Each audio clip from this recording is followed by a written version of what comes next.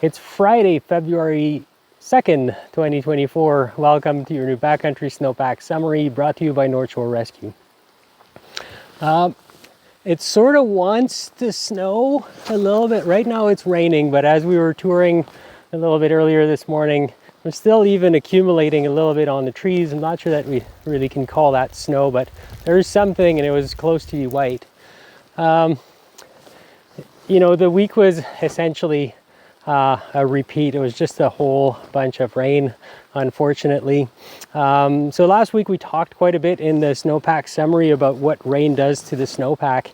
And certainly if you've been following the Avalanche bulletin, looking further up north in the Whistler, Pemberton area, I think that it proved my point quite a bit. There's a very widespread, very large avalanche cycle that happened throughout the week. Whistler Blackcomb was forced to close the Alpine for several days.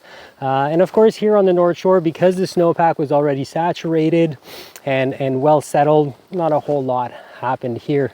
There is still some skiing to be had on the North Shore, but you have to be either creative or a little bit stupid.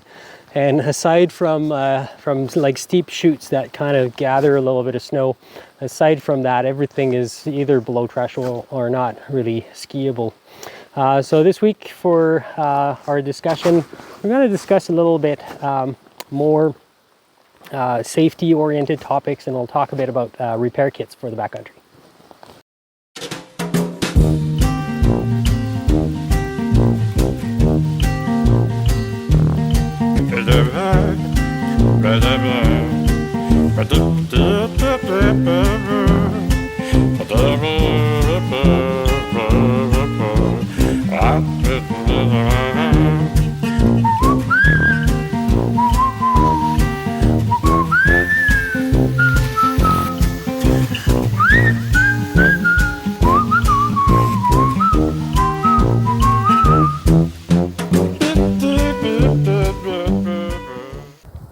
So if you want to know about the snowpack this week, you can just watch last week's video.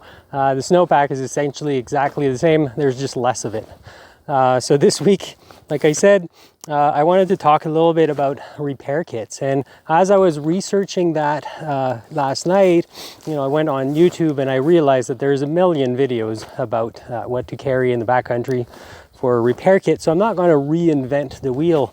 And since you're on YouTube already, once we're done here, maybe you can do a little search, and you'll see that everybody has something that is roughly similar. You have like the usual culprit, you'll find the multi-tool and the hose clamps and some ski straps, maybe a little bit of epoxy, and a screwdriver. This one is really quite popular here. So what I want to talk about is a few bits that I carry that I didn't really see in other videos and I find are super important. And we'll talk first about this little screwdriver here. One of the things that is really important, especially if you have bindings like the shifts or Freechy bindings, is that you won't be able to reach the screws with this. So if you're carrying one of those, you have to make sure that you also carry an extension that will actually allow you to reach those screws. Without the extension, in a lot of cases, that would be a little bit useless. So another thing that I carry around that I find super useful is a percussion drill bit that I can actually use with the same screwdriver.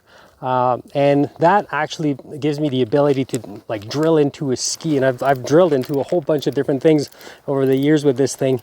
And if you have, for example, a blown binding, you'll find that a lot of those videos will suggest to use epoxy and maybe stuff the hole with steel wool with the epoxy. The problem is if it's really cold or on a super wet day, the epoxy is not really going to set very well. So unless you can go inside, then that trick might not actually work. However, if you are able to re-drill your ski, the bindings are adjustable, right? So if you're looking at my binding here, you'll see that I actually have quite a bit of room to move back. So I could actually drill holes forward and then bring the heel piece back and you know, drill new holes and set it like that, so I don't have to rely on glue in a cold environment. And then the last thing that I think is pretty clever is a simple T-nut. So this is a 1/4 inch T-nut, and the main application for that is to repair blown ankle rivets on ski boots, which is a fairly common thing. And it's very difficult to repair, but with a T-nut like this, it's actually super easy. So that's all I got for this week. If you have other stuff that you carry in your backcountry repair kit, you can post it in the comments for everybody's benefit. Otherwise, stay safe out there, and we'll see you next week.